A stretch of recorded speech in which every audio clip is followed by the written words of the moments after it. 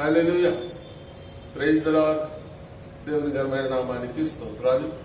మరొకసారి ఉదయకాలాన ఈ డివోషన్ లో ఈ రీతిగా పాలు పొందడానికి, దేవుని వాక్యాన్ని ధ్యానం చేయడానికి దేవుడు నాకు ఇచ్చిన ఈ మహాభాగ్యాన్ని బట్టి దేవునికి స్తోత్రాలు చెల్లిస్తూ మరి వింటున్నటువంటి మీ అందరికీ కూడా ప్రభు నామములో శుభములు తెలియజేస్తున్నాను. ఈ ఉదయకాలపు డివోషన్ ఈ రీతిగా రికార్డ్ చేసి మరి అందిస్తున్నటువంటి మన యవన బిడ్డలు, యూత్ వారు, మ్యూజికల్ గా రిథమ్ ప్యాడ్ అని వాయిస్తున్నటువంటి వారు, అయ్యగారు చెర్రీ రికార్డ్ చేస్తున్నారు శ్రమ అనుకోకుండా ప్రతిరోజు. అట్లనే సుధీర్ బాబు చక్కటి రిథమ్ ప్యాడ్తో మరి ఒక మ్యూజిక్ని అందిస్తున్నారు.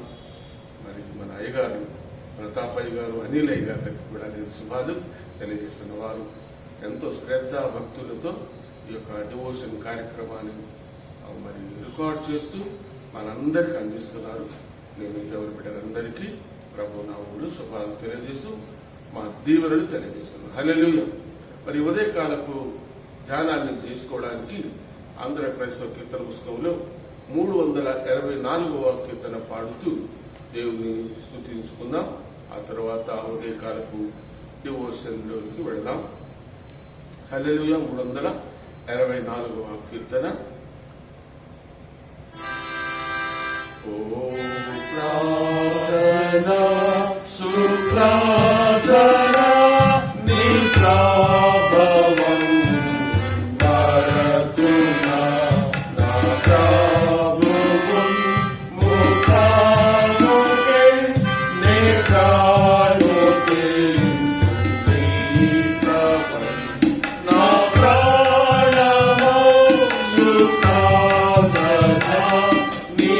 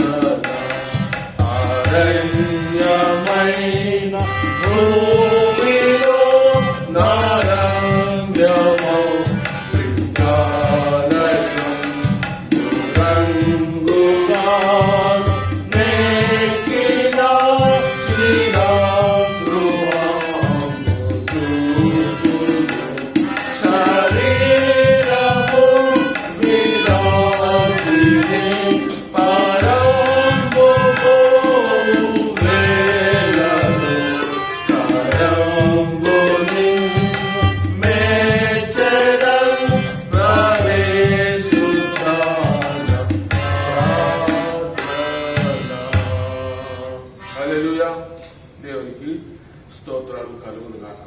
ఉదయకాలపు ధ్యానం కొరకైనటువంటి బైబిల్ పాఠములను మనం ఒకసారి చూసుకుందాం. మొదటి రాజుల గ్రంథం 18వ అధ్యాయంలో 34 నుంచి 46 వచనాల వరకు, 19వ అధ్యాయంలో 1 నుంచి 9 వచనాల వరకు, అట్లనే సువార్త పాఠంలో మార్కు సువార్త 4:10 నుంచి 29 వచనాలలో గల వాక్య భాగాలను ధ్యానం చేసుకుందాం. చిన్న ప్రార్థన. మా దేవా, వందనాలు తండ్రి, ఉదయకాలమని మీ పాద సన్నిధిలో చేరాం నైనా. మరి ఈ యొక్క ధ్యానములు నైనా పాలు పొందుతూ ఉన్నటువంటి ప్రతి ఒక్కరికి మీ దేవుళ్ళ రాయించండి. ఎవరెవరైతే ఈ ధ్యానాన్ని శ్రద్ధ భక్తులతో ఆలకిస్తున్నారో, తిలకిస్తున్నారో, వింటున్నారో నాయన, మీ పాదాల దగ్గర కూర్చొని మీ వాక్యాన్ని నేర్చుకుంటున్నారో అందరికీ మీ దేవుళ్ళ దయచేయనని ఈనాటి వాక్య అధ్యయన ఆశీర్వాదాలతో మమ్మల్ని అందరినీ నింపండి. యేసు నామములో వేడుకుంటున్నాం తండ్రి, ఆమేన్. దేవుని ప్రియమైన స్నేహితులారా, ఈరోజు మనం చదువుకున్నటువంటి వాక్య భాగంలో ఒక విశేషమైనటువంటి విషయం ఏంటంటే ఏలియా చేసిన ప్రార్థన. ఏలియా గారు చేసినటువంటి ప్రార్థనను మనం ఇక్కడ ధ్యానం చేసుకుంటున్నాం. ఎంత గొప్ప శక్తివంతమైన ప్రార్థన ఆయన చేశారంటే, మరి ఆ ప్రార్థన ద్వారా గొప్ప కార్యం జరిగినట్లు ఇక్కడ వ్రాయబడిన భాగంలో మనం చూస్తున్నాం. ప్రార్థన క్రైస్తవ్యానికి పునాది ప్రార్థన, క్రైస్తవ్యానికి మూలం ప్రార్థన. క్రైస్తవ్యం ప్రార్థనలోనే పుట్టింది. క్రైస్తవ్యం ప్రార్థన లేకుండా లేదు. ప్రార్థనే క్రైస్తవ్యానికి మూల స్తంభం. కాబట్టి ప్రియమైన బిడ్డలారా, ప్రార్థనకు అంత ప్రాముఖ్యత ఉన్నది. ప్రార్థన లేకుండా మనం ఏ పని చేయలేము. ప్లస్ అర్థన అంటే ప్రార్థన అంటే ఏంటి? ముందుగా అడుక్కోవడం, ముందుగానే మన అవసరాలు ఏంటో, మన అక్కర్లు ఏంటో ముందుగా చెప్పుకోవడం. మరి ఈ లోక రీతిలోనే మనం ఎందరిలో ప్రార్థిస్తూ ఉంటాం. మరి దేవుని ప్రార్థించడానికి ఇంకెంత మరి మనకు చదువు కావాలా? దేవుని ప్రార్థించడానికి ఎంత ధైర్యం కావాలా? దేవుని ప్రార్థించడానికి ఎటువంటి మరి వినయ విధేయతలు కావాలో ఈరోజు మనం నేర్చుకుంటున్నాం. బయలు ప్రవక్తలు అహాబు రాజు గారి యొక్క సంస్థానంలో వారందరూ విగ్రహారాధన చేస్తూ ఉంటే మన ఏలియా గారు ఏమంటాడంటే, ఎంతవరకు మరి 21వ వచనంలో 18వ అధ్యాయం 21వ వచనంలో ఆయన అక్కడ ఉన్నటువంటి ఆ బయలు ప్రవక్తలందరికీ ఒక సవాల్ ఇస్తున్నాడు. ఏలియా జనులందరి దగ్గరకు వచ్చి, ఎన్నాళ్ల మట్టుకు మీరు 2 తలంపుల మధ్య తడబడుచుందురు? యెహోవా దేవుడైతే ఆయనను అనుసరించుడి, బయలు దేవుడైతే వారిని అనుసరించుడి అని ప్రకటన చేశాడు. సరే, తర్వాత ఇంకా వారందరికీ ఒక మంచి సవాలు ఏలియా గారు ఏమైతే చేశాడంటే, మీరు మాకు బయలు ప్రవక్త 450 మంది బయలు ప్రవక్తలు ఉన్నారండి. వారందరూ ఒక్కెళ్ళున్నారు, ఏలియా ఒక్కడు ఒక్కెళ్ళున్నాడు. ఆయన వారికి ఒక సవాల్ ఏమిటంటే, మాకు 2 ఎడ్లనీయుడి, వారు వాటిని ఒకదాన్ని కోరుకొని దాన్ని తునాతునకలుగా చేసి దానిని ఎట్లా దహిస్తారో మంచి దానికంతా ఒక మరి పద్ధతి చెప్పారు ఆయన. వారు ఆ రీతిలో ఎద్దును సిద్ధం చేసి క్రింద అగ్ని ఏమీ వేయకుండానే దాని మీద కట్టెలు ఉంచుదు. ఆ రీతిలో ఏ దేవుడు కట్టెలను తగులబెట్టదు చేత ప్రత్యుత్తరం ఇచ్చును, ఆయనే దేవుడిని నిశ్చయించుదాము రండని ఏలియా మరలా జనులతో చెప్పగా వారు మంచిదని ప్రత్యుత్తరం ఇచ్చారు. ఏలియా వారందరూ చూస్తుండగా మరి వారు ఈ యొక్క ప్రార్థన చేస్తున్నారు. అందరు ఏలియా ప్రవక్త పిలిచి, మీరు అనేకులై ఉన్నారు కనుక మీరే మొదట ఎద్దును కోరుకొని సిద్ధం చేసి మీ దేవతల పేరు పెట్టి ప్రార్థన చేయండి అని కోరుతూ వాళ్ళు చేయడం మొదలుపెట్టారు. అప్పుడు ఏలియా ఆయన ఎంతసేపటిగా వాళ్ళ పని ప్రార్థన వాళ్ళ దేవుడు వినకపోతే ఆయన అంటాడు, వాడు దేవుడై ఉన్నాడు, పెద్ద కేకలు వేయుడి, వాడు ఒకవేళ ధ్యానం చేస్తున్నాడేమో, దూరంలో ఉన్నాడేమో అని బయలు ప్రవక్తలు చెబుతుంటే వాళ్ళు ఇంకా గట్టిగా అరుస్తూ బయలా బయలా బయలా ఆయన అరుస్తున్నారు. కార్యం జరగటం లేదు. అరుస్తున్నారు కానీ కార్యం జరగటం లేదు. ఎందుకు జరుగుతుంది? అది దైవ కార్యం కాదు, దయ్యపు కార్యం. కాబట్టి అక్కడ కార్యం జరగటం లేదు. చివరికి మరి అప్పుడు 30వ వచనంలో ఏలియా నా దగ్గరకు రండని జనులందరితో చెప్పగా జనులందరూ ఆయన దగ్గరకు వచ్చారు. అతడు క్రింద పడద్రోయబడి ఉన్న యెహోవా బలిపీఠమును బాగు చేసి యెహోవా వాక్కు ప్రత్యక్షమై నీ నామము ఇశ్రాయేలు దగ్గరని వాగ్దానము నొందిన యాకోబు సంతతి గోత్రముల లెక్క చొప్పున 12 రాళ్లను తీసి ఒక బలిపీఠమును కట్టించి దాని మీద ఆ ఎద్దును తునకులుగా మరి పట్టునంతగా మానికలు 2 మానికల గింజలు పట్టునంత లోతుగా కందకం ఒకటి తవ్వించి కట్టెలను క్రమముగా పేర్చి ఈ రీతిగా వాళ్ళు ఎట్లా చేశారో ఏలియా కూడా అట్లా చేశాడు. ఇంకెక్కువ నీళ్లు పోయించాడు. ఆ తర్వాత ఆయన ప్రార్థన చేస్తున్నాడు. ఈలాగు ప్రార్థన చేసెను, యెహోవా అబ్రహాము ఇస్సాకు ఇశ్రాయేలీయుల దేవా, ఇశ్రాయేలీయుల మధ్య నీవు దేవుడవైనావనియు నేను నీ సేవకుడనైనానని ఈ కార్యములను నీ సెలవు చేత చేసినని ఈ దినమున కనపరచము. యెహోవా నా ప్రార్థన ఆలకించుమని బిగ్గరగా ప్రార్థన చేసినప్పుడు దేవుడు గొప్ప కార్యం జరిగించాడండి. అగ్ని దిగు వచ్చిందండి. ఆ ఎద్దు అంతా కట్టెలు మొత్తం కాలిపోయినాయండి. ఎప్పుడైతే ఈ కార్యం జరిగిందో బయలు ప్రవక్తలందరినీ పట్టుకొని వారిని చంపేసేశారు. ఇది బలమైన ప్రార్థన. ఏలియాను గురించి యాకోబు పత్రికలో యాకోబు గారు ప్రస్తావించాడు కదా, మనందరికీ తెలుసు. ఏలియా మన వంటి వాడే. యాకోబు పత్రికలో 5వ అధ్యాయములో యాకోబు పత్రిక 5వ అధ్యాయము ఈ రీతిగా మరి ప్రార్థన గురించినటువంటి విశేషాలు ఆయన చెప్పాడు. భక్త యాకోబు గారు ఈ రీతిగా రాస్తున్నాడు. 5వ అధ్యాయం 13వ వచనంలో మీలో ఎవరికైనా శ్రమ సంభవించినా అతడు ప్రార్థన చేయవలెను, ఎవరికైనా సంతోషం కలిగిన అతడు కీర్తనలు పాడవలెను. సరే, ఆ విషయం చెప్పారు. ఆ తర్వాత ఏమంటాడంటే 17వ వచనంలో ఏలియా మన వంటి స్వభావం గల మనుషుడే, వర్షింపకుండునట్లు అతడు ఆసక్తితో ప్రార్థన చేయగా 3.5 సంవత్సరముల వరకు భూమి మీద వర్షింపలేదు.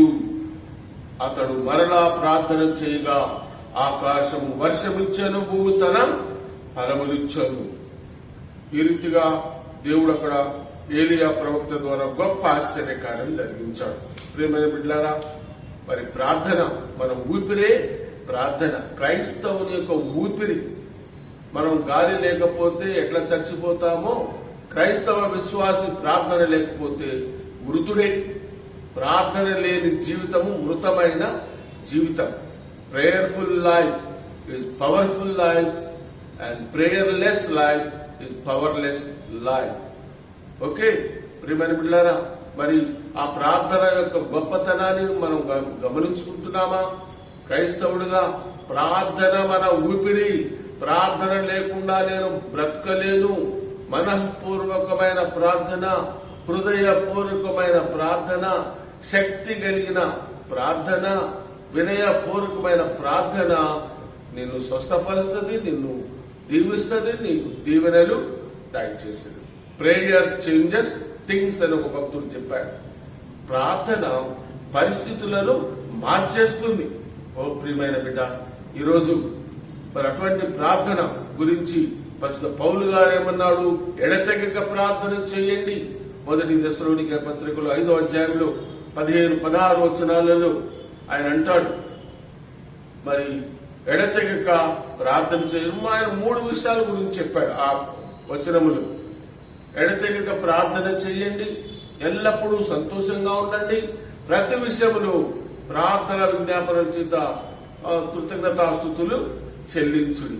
ఆ రీతిలో 3 విషయాలు చెప్పారు. దాంట్లో ముఖ్యమైనది ప్రార్థన, ఎడతెగక ప్రార్థన.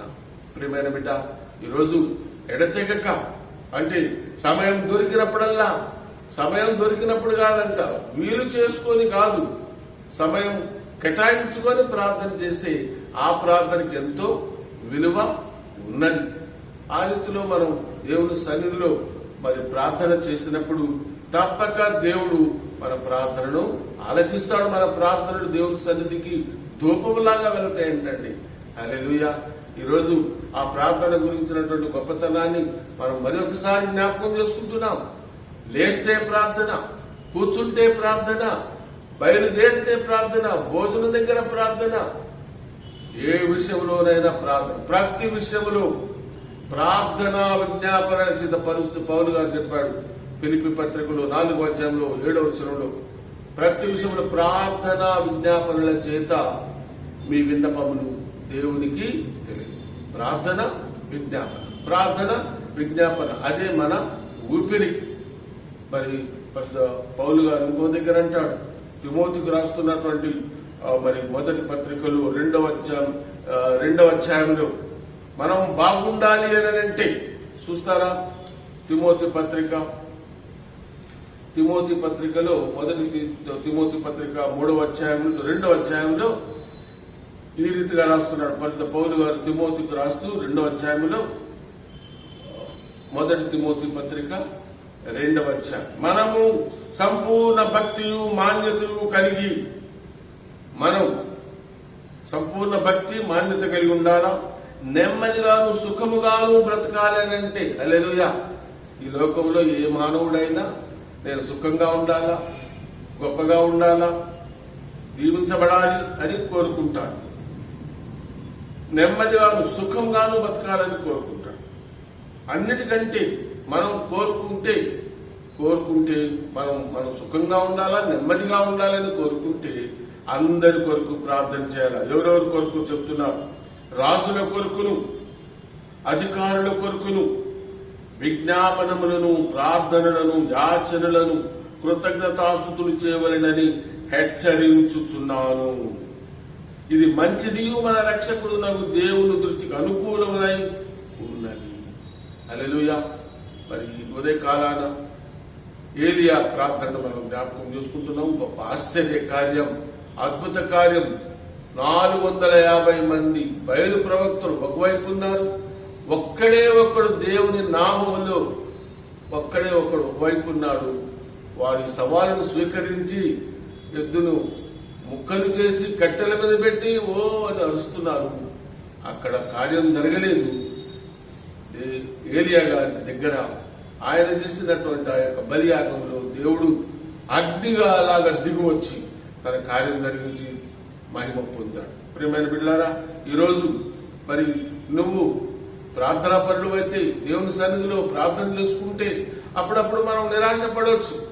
ఏంటి నా ప్రార్థనకు జవాబు దొరకటం లేదు అని ఒకవేళ మనం మనుషులం కదండి, మనకున్నాయి సమస్యలు ఉన్నాయి, ఆయా సమయాలలో నిరాశ నిస్పృహలు ఉన్నాయి.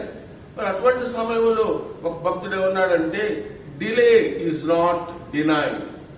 అంటే ప్రార్థనలో కొద్దిగా ఆలస్యం అవుతుంది, దేవుడు నీకు జవాబు చెప్పడంలో ఆలస్యం అవుతుందంటే అది నిన్ను కాదని కాదు.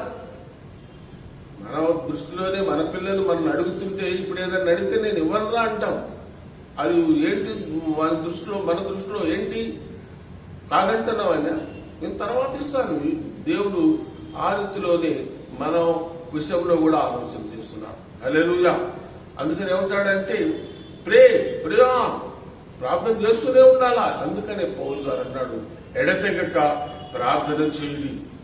మరి పౌలు గారు అంటాడు ఎఫెసీ పత్రికలో 6వ అధ్యాయం 12వ వచనములో, ఎఫెసీ పత్రిక ఒకసారి చూడండి, చాలా మంచి వచనం అక్కడ పౌలు గారు సంఘానికి తెలియజేస్తున్నాడు. 6వ అధ్యాయం 12వ వచనం, ఏలయనగా మనం పోరాడునది శరీరులతో కాదు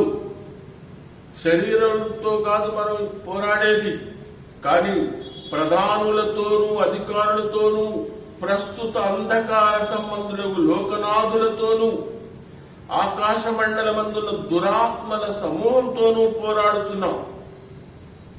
కాబట్టి అటువంటి పోరాటం మనం చేస్తున్నాం. మన ప్రార్థనలో మన దుష్టుని ఎదిరించాలని, దుష్టుని ఎదుర్కోవాలని, జయించాలని మనం ఉంటే మరి నీ ప్రార్థన ఏలియా ప్రార్థనలాగా ఉందా? మోషే ప్రార్థించగా మనందరికి చక్కటి గీతం ఒకటి ఉంది. ఎన్నో ప్రార్థన మీద బైబిల్ అంతా ప్రార్థనే. పాత నిబంధన, క్రొత్త నిబంధన ప్రార్థన అనేది చాలా పెద్ద అంశం. ప్రార్థన చెప్పుకుంటూ పోతుంటే దినాలు దినాలు ఆ ప్రార్థనలోనే గడపవచ్చు, ప్రార్థనలోనే మనం జీవించవచ్చు.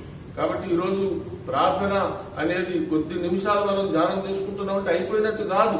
ప్రార్థన యొక్క జీవితం, ప్రార్థన జీవితం ఫలభరితమైనటువంటి జీవితం. ప్రార్థనా జీవితము ఎంతో గొప్ప ఆశీర్వాదకరమైనటువంటి జీవితం. మరి అటువంటి జీవితంలో మనం జీవిస్తుండగా, విశ్వాసంగా జీవిస్తుండగా ప్రార్థన యొక్క గొప్పతనాన్ని గమనించినటువంటి వారమై దేవుని సన్నిధిలో మరి దేవుడు ఇచ్చినటువంటి ఆ ప్రార్థన మనకు ఇచ్చినటువంటి గొప్ప ఆయుధం. ప్రార్థన పరిస్థితులను మారుస్తుంది, ప్రార్థన శక్తిమంతులుగా చేస్తుంది, ప్రార్థన నిన్ను ఆశీర్వదిస్తుంది. ప్రార్థన లేని జీవితము మృతమైనటువంటి జీవితం. ప్రియమైన బిడ్డ, కాబట్టి ఆ ప్రార్థన యొక్క ఆవశ్యకతను గమనించుకొని నువ్వు లేస్తుంటే, కూర్చుంటుంటే, ప్రయాణం చేస్తుంటే ఎల్లప్పుడూ దేవుని యొక్క వాక్యమును ప్రార్థనలో గడుపుతూ జీవిస్తే నువ్వు దీవించబడినటువంటి వాడుగా ఉంటావు. హల్లెలూయా. మరి రెండవ పాఠంలోనికి వెళ్దాం. క్రొత్త నిబంధనలో మార్కు సువార్తలో ఈ విషయాన్ని మనం గమనించుకుంటున్నాం. 4వ అధ్యాయం. మరి ఒకసారి ఈ యొక్క 4వ అధ్యాయంలో విత్తువాని ఉపమానాన్ని గురించినటువంటి భాగం. మత్తయి సువార్తలో పోయిన నెలలో మళ్ళా మత్తయి సువార్త మనకు అనుదిన పాఠాలుగా ఉన్నప్పుడు అప్పుడు ధ్యానం చేసుకున్నాం, నాకు గుర్తుంది.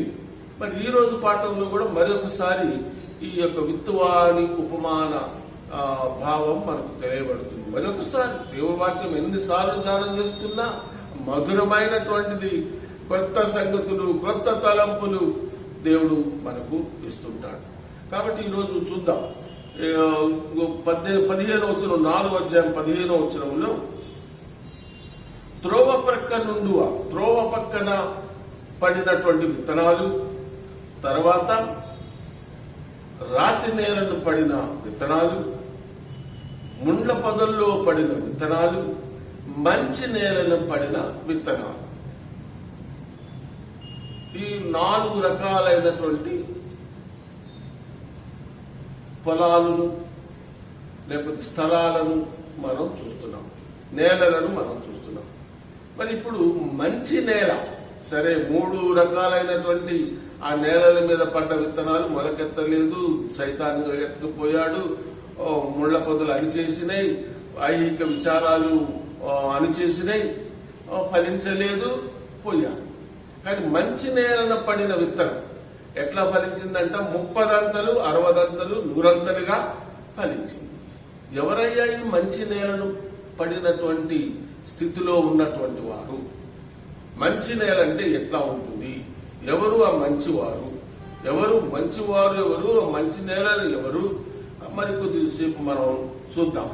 మరి మంచి నేల అనగా దేవుని వాక్యాన్ని చెప్పిన మాటలు వినేవారు, గ్రహించేవారు, ఆలోచన చేసేవారు, ధ్యానం చేసేవారు. అది మంచి నేల అంటే. మంచి నేల అంటే మంచి హృదయం కలిగినటువంటి వాడు, మంచితనం కలిగినటువంటి వాడు, ఆలోచన కలిగినటువంటి వాడు. ఆడు దేవుని వాక్యాన్ని వింటాడు, చెప్పుతుంటే వింటాడు, గ్రహిస్తాడు. మరి మాసలామణి గారు అనే భక్తుడు ఉన్నాడు, దైవజనుడు, గొప్ప దైవజనుడు, మనకెన్నో మహా అద్భుతమైనటువంటి గీతాలను అందించినటువంటి ఆయన గారు తన ప్రసంగాలలో ఒక ప్రముఖమైనటువంటి 3 విషయాలు చెప్పారు. విచార్, ఆచార్, ప్రచార్ అని చెప్పాడండి. విచారించాలి, ఆచరించాలి, ప్రచారం చేయాలి అని చెప్పాడు. ఏంటి విచారించేది? ఏమని విచారించాలా? ఏమని ఆలోచన చేయాలా? ఏమని తలంచాలి? ఏం తలంచాలి అంటే పరిశుద్ధ పౌలు గారు తెస్సలోనికే సంఘానికి రాస్తూ 5వ అధ్యాయంలో, మొదటి పత్రిక 5వ అధ్యాయంలో 15వ వచనంలో అంటారు, సమస్తమును పరీక్షించి మేలైన దానిని చేపట్టుడి. సమస్తాన్ని పరీక్షించాలి, పరిశీలించాలి, శోధించాలి. మంచివాడు ఎవడైనా సరే, బుద్ధి గలవాడు ఎవడైనా, బుద్ధి అంటే మళ్ళీ దేవుని బుద్ధి కాదు, కానీ సరే ఒక వాక్యాన్ని చెప్తుంటే వినగలిగేటటువంటి ఆశ ఉన్నటువంటి వాడు మంచి నేల లాంటి హృదయం కలిగినటువంటి వాడు. కాబట్టి సమస్తాన్ని పరిశీలన చేయాలి. ఎవరు, ఏంటి, ఏ మనిషి ఎటువంటి వాడు, ఏ దేవుడు ఎటువంటి వాడు, భారతదేశంలో నివసిస్తున్నటువంటి నీవు నేను, ఈ అన్య మతాలు ఉన్నటువంటి మన సమాజంలో, బహుళ మతాలు ఉన్నటువంటి మన సమాజంలో మరి నీ క్రైస్తవం యొక్క గొప్పతనం ఏంటి, ఇతర మతాల యొక్క గొప్పతనం ఏంటి అని ఆలోచించాలి. ఇంకా ఎన్నో విశ్వాసులు ఉన్నారు, మరి ముస్లింలు ఉన్నారు, హిందువులు ఉన్నారు, హిందువులలోనే ఇంకా రకాలు 3 కోట్ల మంది దేవతలు ఉన్నారు. మరి ఎవరెవరు ఏమేమి చెప్తున్నారని ఆలోచన చేయాలి. అది ఒక్క రోజులో అయ్యే పని కాదు. నువ్వు ఆ విషయంలో ధ్యానం చేస్తూ ఉంటే నీకు దేవుడు బోధపరుస్తాడు, నీకు ఆ గ్రహింపు వస్తుంది. అట్లా నువ్వు మంచి నేలను పడిన వాడుగా ఉంటావు. కాబట్టి ఆ రీతిలో సమస్తాన్ని పరీక్షించావు, పరిశీలన చేశావు. పరిశీలన చేస్తే నీ పరిశీలనలో తెలిసినటువంటి సంగతి ఏంటంటే యేసు ఒక్కడే దేవుడు. హల్లెలూయా. ఎప్పుడైతే నువ్వు పరిశీలన చేశావో యేసయ్యే రక్షకుడు అని గ్రహించావు, విచారించావు, యేసయ్యను తెలుసుకున్నావు. హల్లెలూయా. అయితే ఇప్పుడు రెండవది ఏంటంటే విచారించావు, ఇప్పుడు ఆచరించాలి. ఎట్లా ఆచరిస్తావు? అంటే దాన్ని అనుసరించాలి. దాన్ని నువ్వు రోజు ధ్యానంలో పెట్టుకోవాలి. మొదటి దావీదు కీర్తన ఏం చెప్తుంది?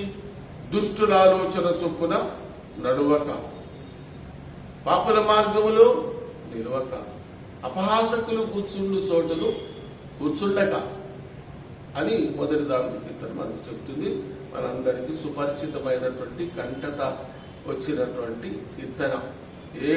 ఇక్కడ కూర్చున్నటువంటి వారు ఎవరికైనా, లేకపోతే ఈ డివోషన్ లో పాల్గొంటున్న ఎవరికైనా మొదటి దావీదు కీర్తన రాదు అనంటే దయచేసి స్నేహితులారా కూర్చోండి, ఈరోజు కూర్చోండి. అన్నం తినవద్దు, ఇప్పుడు ఈరోజు తినకుండా కూర్చొని ఆ దావీదు కీర్తన నేర్చి దేవుని సన్నిధిలో కనపడండి. దేవుడు మీ యొక్క శ్రద్ధను ఆలకిస్తాడు. ఎవరైతే శ్రద్ధాభక్తులతో ఉంటారో దేవుడు వారి కుటుంబాన్ని దీవిస్తాడు.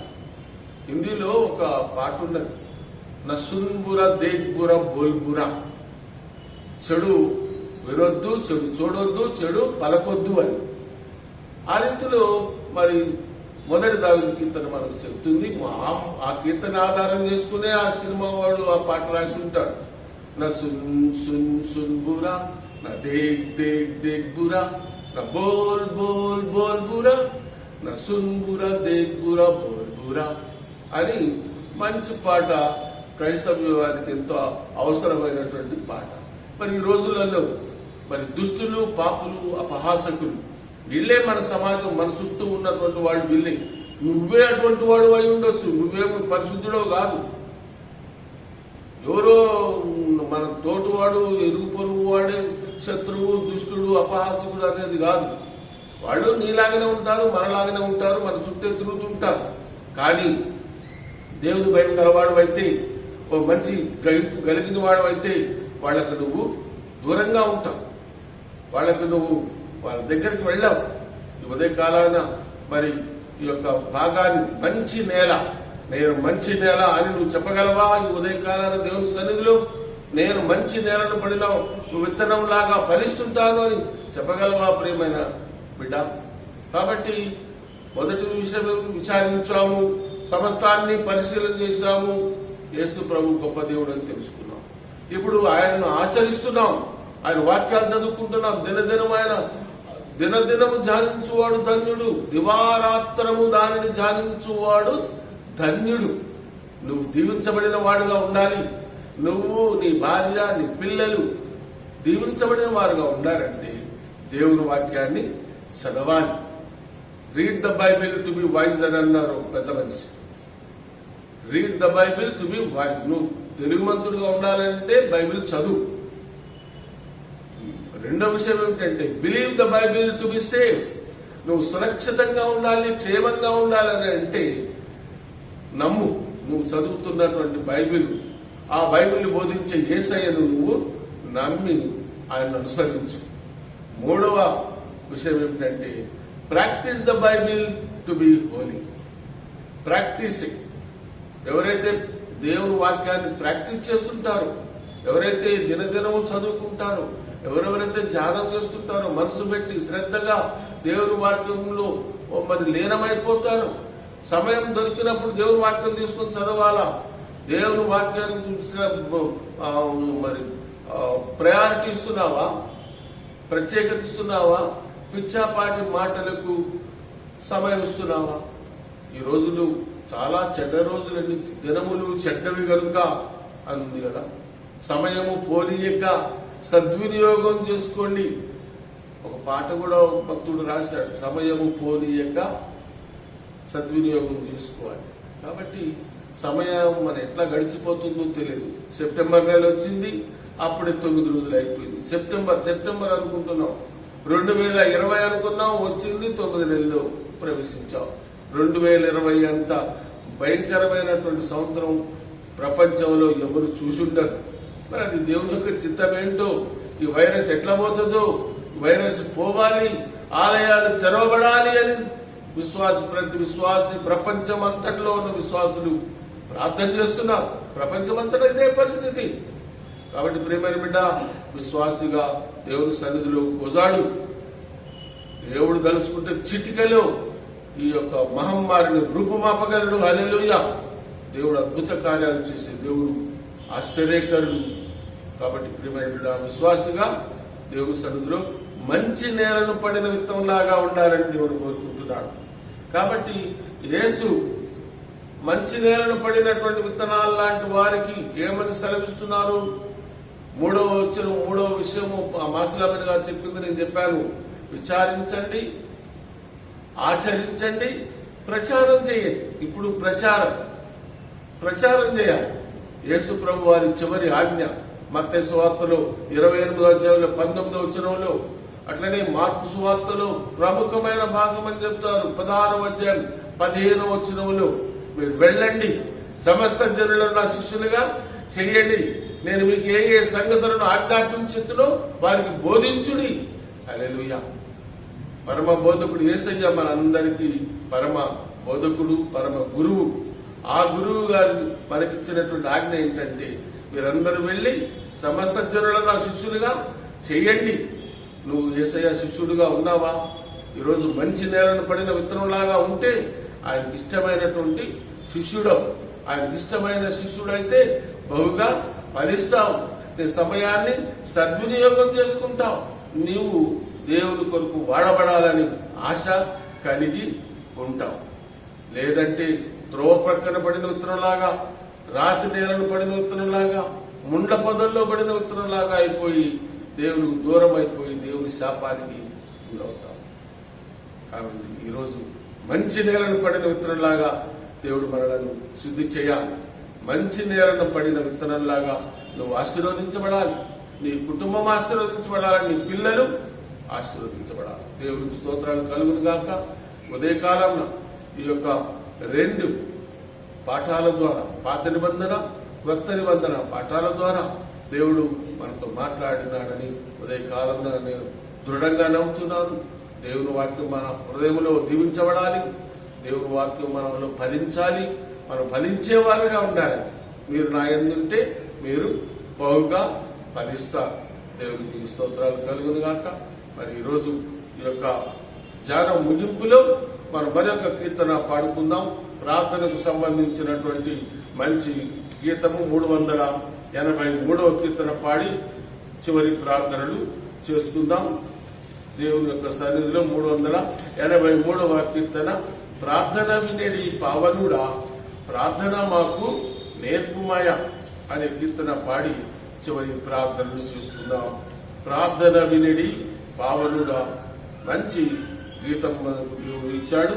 ఈ ప్రార్థనలో మరి మనం పాడుకుందాం. 383వ కీర్తన పాడుకుందాం. ప్రార్థన వినేడి పావనుడా ప్రార్థన మాకు నేర్పుమయా, ప్రార్థన వినేడి పావనుడా ప్రార్థన మాకు నేర్పుమయా, శ్రేష్టమైన భావము గూర్చి శిష్య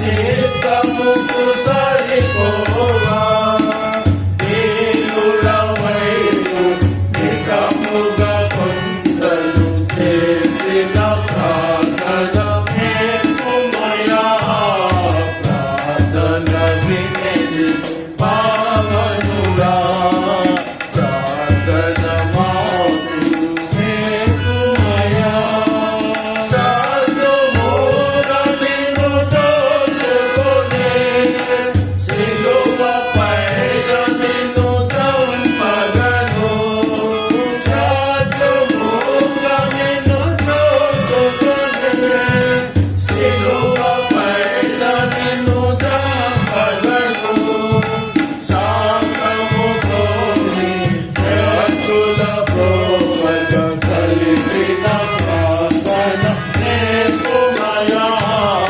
ప్రార్థన వినేది పావనుడా ప్రార్థన మాకు నేర్పుమయా. ప్రార్థన.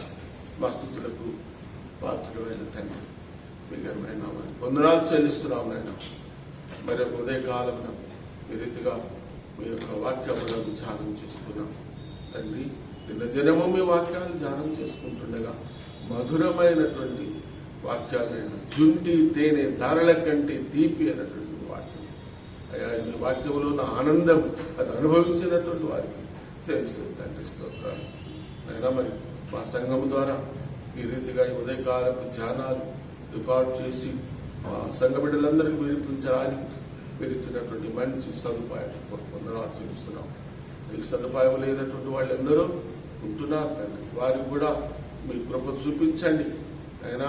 మీ సేవ గొప్పది, మీ సేవ అన్ని సేవల కంటే గొప్పది నాయన. ఈ లోకములో ఎన్ని ఉన్నాయో అన్నిటికంటే కూడా మీ యొక్క సేవ, మీ సేవ చేసేవారు గొప్పవారు తండ్రి. మరి అటువంటి గొప్ప సేవను ఎంచుకొని వచ్చిన సేవకులందరి కొరకు ప్రార్థిస్తున్నాం. మీ సేవలో ఎవరెవరైతే నిమగ్నమై ఉన్నారో, రేయంబగుళ్ళు మీ సేవ కొరకే పాటుపడుతున్నారు, మీ సేవలో తమ ప్రాణాలు పెడుతున్నారు, అవమానాలు పొందుతున్నారు, అటువంటి వారందరి కొరకు ప్రార్థన చేస్తున్నాం. ఎన్నో సంస్థల వారు కొండళ్ళు, కోనళ్ళు, గిరిజనుల మధ్య, హరిజనుల మధ్య, కులస్తుల మధ్య, తెగస్తుల మధ్య, పండితుల మధ్య, పామరుల మధ్య మీ సేవ చేస్తున్నారు తండ్రి. వసతి గృహాల ద్వారా, పాఠశాలల ద్వారా నైనా మరి ఇంకా ఇతరత్ర సేవా కార్యక్రమాల ద్వారా ప్రభువా మీ సేవ అందించబడుతుంది. మీ ప్రేమ గల సువార్త ప్రకటించబడుతుంది ప్రభువా. ఎవరెవరైతే నిమగ్నమైనారో, రెయ్యంబగుళ్ళు అయ్యా, ఎండనక వాననక మీ వాక్యం చేతబట్టుకుని వాడవాడలా గ్రామ గ్రామాలు తిరుగుతున్నారు, వారి కొరకు ప్రార్థన చేస్తున్నాం. ఆయన మీ సేవకు సహకరిస్తున్న ప్రతి కుటుంబాన్ని, ప్రతి వ్యక్తిని దీవించండి. సేవకు అవసరమైనటువంటి ధనాన్ని ఇస్తున్నటువంటి వారు, విరాళాలు ఇస్తున్నటువంటి కుటుంబాల కొరకు ప్రార్థన చేస్తున్నాం. దాన్ని వసూలు చేస్తున్నటువంటి వారికి ప్రార్థన, దాన్ని ఖర్చు పెడుతున్నటువంటి వారి కొరకే ప్రార్థన చేస్తున్నాం. మీ సేవ నానా రకాలుగా ఉంది తండ్రి. వివిధ రకాలైన పరిచర్యలు ఎవరైతే నమ్మకంగా చేస్తారో ఆ ఇంటికి, ఆ కుటుంబానికి, ఆ వ్యక్తికి రావాల్సిన దీవెనలు నేను మీరు దయచేయండి. మీ సేవకు సహకరించకుండా, మీ సేవను పట్టించుకోకుండా తిరుగుబోతులుగా, తాగుబోతులుగా, దుష్టులుగా, దుర్మార్గులుగా ఉంటూ ప్రభువా సేవకులను తిడుతూ, సేవకులను కొడుతూ నాయన మరి బైబిల్ను చించి వేస్తూ ప్రభువా నాయన మూర్ఖంగా ప్రవర్తిస్తున్నారు. ఇవ్వకుండా, ఇచ్చేవారిని ఇవ్వనివ్వకుండా ఆటంకాలు కలిగిస్తున్నారు. పోకుండా పోయేవారిని ఆటంకపరుస్తున్నారు. వారందరి కొరకు ప్రార్థన చేస్తున్నాం. ముళ్ళుకు ఎదురు జరగడం న్యాయం కాదన్న సంగతి ప్రతి వారు గ్రహించినట్లు చేయండి నాయన. అయ్యా, మీ సేవ కొరకే నైనా సమర్పించుకోలే వారు కావాలి ప్రభా నైనా. మరి యవనస్తులు కావాలి నైనా. మరి మీ సేవ విస్తారంగా ఉంది తండ్రి. పోయేవారు కొద్దిమందే ఉన్నారు. మరి సమర్పించుకున్న సేవకుల కొరకు మీ పాద సన్నిధిలో వేడుకుంటున్న ఈ ఉదయకాలాన ప్రభా మా మీద ప్రార్థన ఆలకించండి. మా మొరని యొద్దకు చేరనీయండి ప్రభా. ఓ తండ్రి, మా ప్రార్థనలు కోరిన అనేక మంది బిడ్డలు ఉంటున్నారు. వారి అక్కర్ల కొలది సహాయం చేయండి. ఈ కోవిడ్ మహమ్మారిన పడి అయ్యో ఎందరో నాయన మరి చాలా దీనమైన స్థితిలో ఉంటున్నారు. మందులు లేకుంటున్నారు. మరి ఇంకా క్యాన్సర్ రోగులు ఉంటున్నారు, గుండె జబ్బు గల వారు ఉంటున్నారు. ఇంటికొకరు చెట్టుకొకరుగా ఉంటున్నారు ప్రభా. ఆయన హాస్పిటల్లో, ఇళ్లలో నానా విధ రోగాల చేత బాధపడుతున్న మీ ప్రియ బిడ్డలను మీరు జ్ఞాపకం చేసుకుని ప్రభా, స్వస్థపరిచే యెహోవా ఉన్నాడు అని సంగతి తెలుసుకునేటట్టు చేయండి మా ప్రభా. స్తోత్రాలు అయ్యా, మీ ఘనమైన నామానికి వందనాలు. ఈరోజు బర్త్డే చేసుకుంటున్న బిడ్డలందరి కొరకు ప్రార్థన చేస్తున్నాం. దీవించండి. ఆ బిడ్డలు ఎవరైతే మీ సన్నిధిలో మీ దేవుళ్ళు కోరుకుంటున్నారో వారిని ఆశీర్వదించి రానున్న సంవత్సరం వారి కొరకై దీవించండి. దయా కిరీటం ధరింపచేయండి. ఈరోజు వెడ్డింగ్ యానివర్సరీ చేసుకుంటున్న దంపతుల కొరకు ప్రార్థన చేస్తున్నాం. ఆ కుటుంబంలో రావాల్సిన దీవెనలు దయచేయండి, ఉద్యోగం దయచేయండి, గర్భఫలం దయచేయండి ప్రభా. స్తోత్రాలు అయ్యా. మా అధ్యక్ష మండల పీఠాధిపతులు నాయనా తండ్రి గారి యొక్క ఆకస్మిక మరణం ద్వారా విచారంలో ఉన్న కుటుంబ సభ్యుల కొరకు, అధ్యక్ష మండలం అంతటి కొరకు కూడా ప్రార్థన చేస్తున్నాను. నీ దీన సేవకుడిని అత్యంత గొప్పగా హెచ్చించారు. ఒక కుగ్రామంలో పుట్టినటువంటి ఆయన తీసుకొని వచ్చి అధ్యక్ష మండలంలో నాయన గొప్పగా ఆశీర్వదించారు. మరి వారు మీ సేవలు జరిగించారు. వారు నాయన మరి అకస్మాత్తుగా మా అధ్యక్ష మండలాన్ని విడిచి మీ సన్నిధికి వచ్చారు. అది మీ పిలిపే ప్రభావం నాయన, అది మీ పిలిపైనా. మేము మీ చిత్తం లేకుండా ఏది కదలదు కదా నాయన.